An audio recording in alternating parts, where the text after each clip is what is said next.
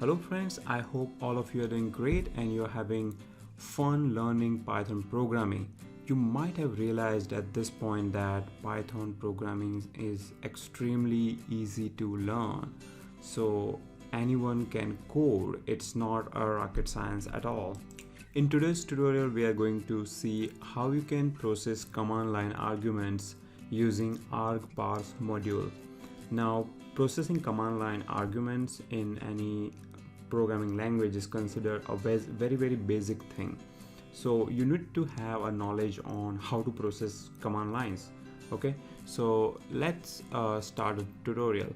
I'm going to import the argparse module, and here I'm going to say parser is equal to argparse dot argument parser, and args equal to parser dot parse args. Now if you run this program, so I'm going to just save this, and I'm in the same directory where this Python file resides. And if I run this program, Python, and by the way, this is how you run your Python program. You will say Python space the name of your .py file, which is your Python file. When you run this, nothing happens because the program has nothing. It is just initializing the parser, and it is trying to parse the arguments. Now by default you get -h argument. -h means help. So when you do this, this thing is coming from argparse module from here. So by default you get this h command, and it is saying that you're having optional argument for help. Now let's pass some real arguments. There are two kind of arguments that argparse supports: positional argument and optional arguments. We're going to first look at positional arguments.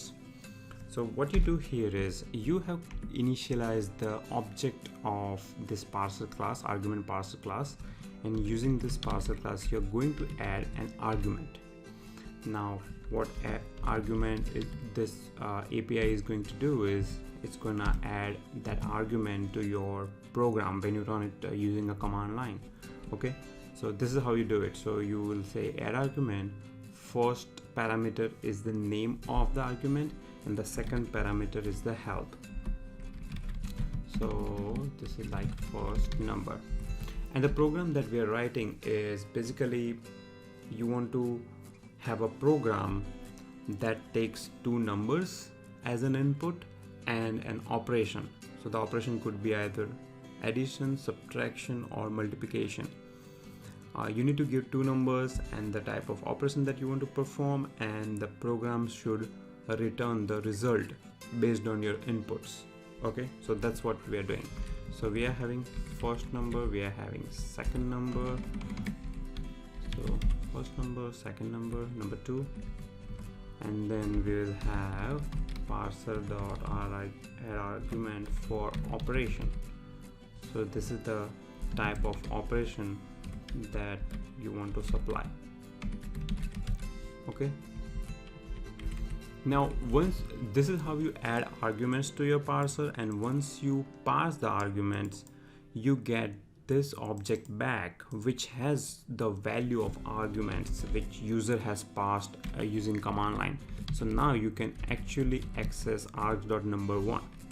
So I'm going to just print args.number1, then I will print args.number2, and then I will print args.operation. Okay, let's see what happens when we run this program. So here let me open this on the side. Okay, all right. So here when I run this program, you see in the help, now it is showing me this nice help on how a user can run this program. Okay, so number one, number two on operation. So it is just showing me the format in which I should run this argparse tutorial.py file. Okay, so now I know that I have to pass number 1, number 2 and operation.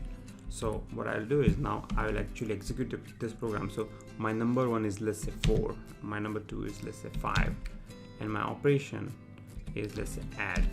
When I do that, you see that this 4 went into args.number1, 5 went into number 2, and operation is in here. That's what it printed. Okay, now we are going to actually perform the operation. So I will say if args.operation is equal to add.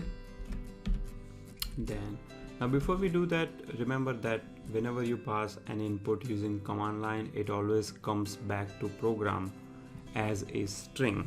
So you need to convert it into integer. So integer is basically number. So args.number1 is a string. So whatever 4 you are passing here will be a string, and I'm converting it to a number.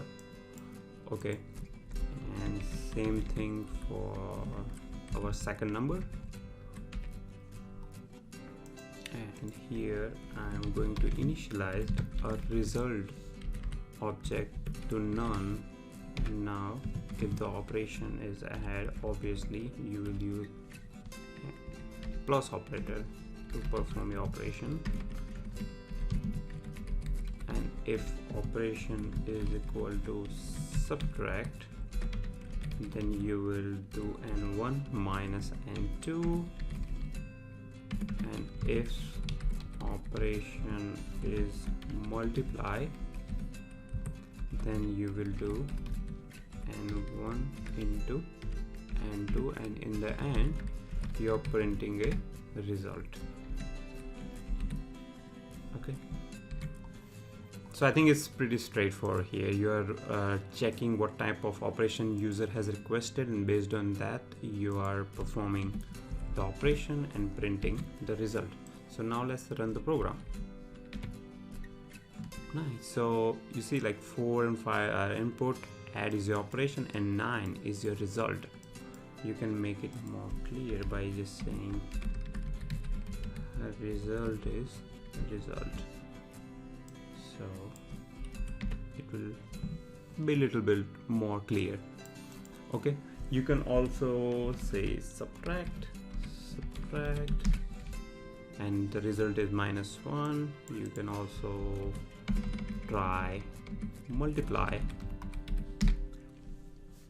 So the benefit of using command line argument is that using these arguments, program can process any kind of input. Now let's see, what if you don't supply all the arguments? Let's say I'm supplying number 1 and number 2, but I'm not supplying operation. When you do that, it will show you this error. So you must supply all the 3 arguments. So whenever you're using positional arguments, they are mandatory. You cannot skip it.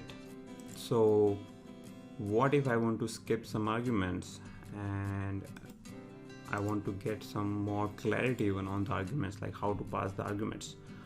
In order to do that, you have to use optional argument. Now the way you pass optional argument is this. You will here, instead of just typing in a number, you will say minus number. Okay, minus operate number 2. That's it. Once you do this, it will make all of these 3 the optional arguments. So let's see what happens now. So here, before I do anything, let me add one more statement. If let's say user doesn't supply add, subtract, or multiply, and let's say he supplies something else, you want to print unsupported operation, right? Okay, cool. Now we just converted these to optional argument by putting 2 hyphens here, and let's see what happens now if you don't supply third argument. So I have first, second, and third. When you do that, first of all, it is, look at the usage. In the usage, it is saying that this is how you should pass your arguments. Okay, so the correct way now for passing the arguments will be this: minus minus number 1 minus minus number 2 minus minus operation equal operation add. Using optional arguments, one benefit you get is you get a clarity on which argument you're passing, right? So here it's sort of like key value pair. So this is your key, this is your value, this is your key, this is your value, and these are now not fixed arguments. You can change their order. For example, I can pass number 2 towards the end and it will still work. So if I say number 2 is 5, it still works. So it doesn't have any fixed position now. That's one benefit. Second benefit is, of course, you have a key. So if someone is running your program, you know what you're passing. For example, here in the positional argument, I just pass 4 and 5, but I don't really know what is 4 and what is 5, versus here I know 4 will be treated as number 1, 5 will be treated as number 2, and add is actually an operation. Okay. Alright, now let's look at the help, how the help looks. So when you say minus h, it shows this help, and these are all optional arguments. Previously when we printed help, they were positional arguments.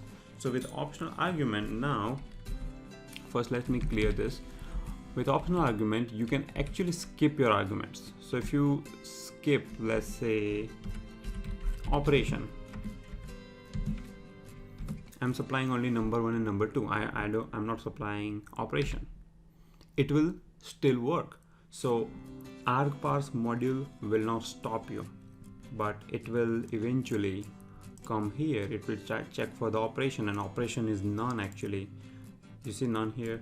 So that's why it is going into this tray. What if you like this format of passing arguments, and you still want to restrict user to certain kind of operation? In our program, we only support add, subtract, and multiplication, 3 operations. So I want to now restrict user from not entering any values other than add, subtract, and multiply.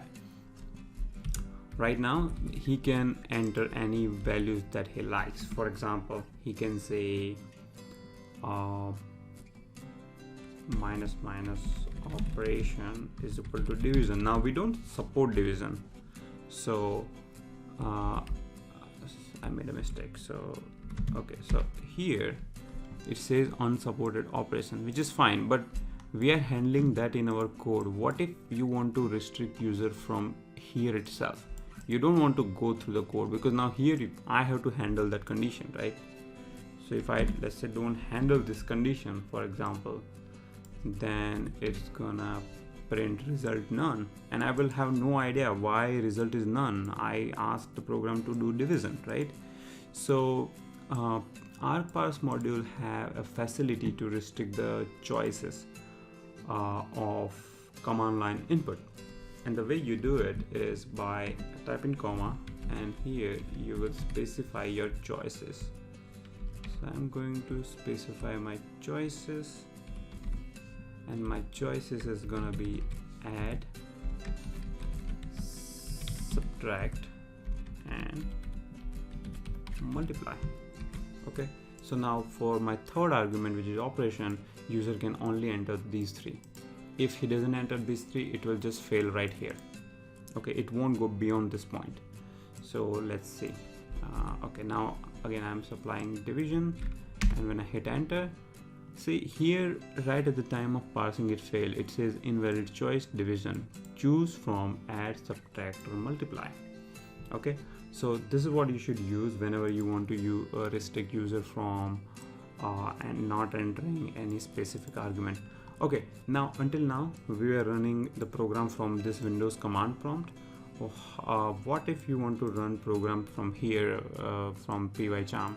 In pycharm, when you execute a program, you can actually specify the arguments. So for that, click on run, go to edit configuration. Here it is saying I'm executing this py file, and here I can specify my arguments. So here I can say number 1 is 10, number 2 is, let's say, 5, and operation is add. Okay, when I do that and when I run the program, it works. See, it took 10 and 5 as an input, add with the operation, and the result is 15. So this is how you pass the argument, just in case if you want to, let's say, debug the program.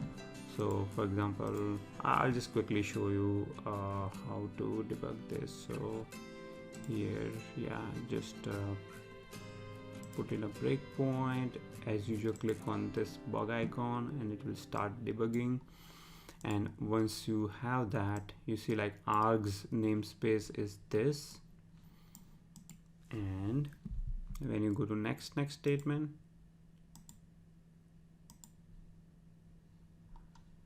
and if you look at your args parameter here, you see number 1 is 10, 5, and operation, and you see like number 10 is actually integer type, and that's the reason why we were doing this integer conversion right here.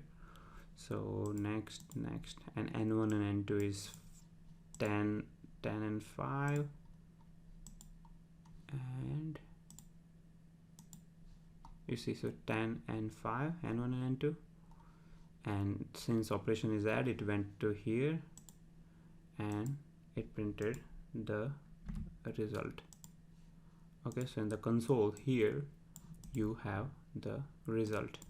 So this is how you debug your command line argument program using PyCharm. Okay friends, that was all about argument parsing. I hope this was useful. Remember, argparse is a most common way of parsing arguments. There are other ways, but I recommend using this way. Okay, thanks for watching.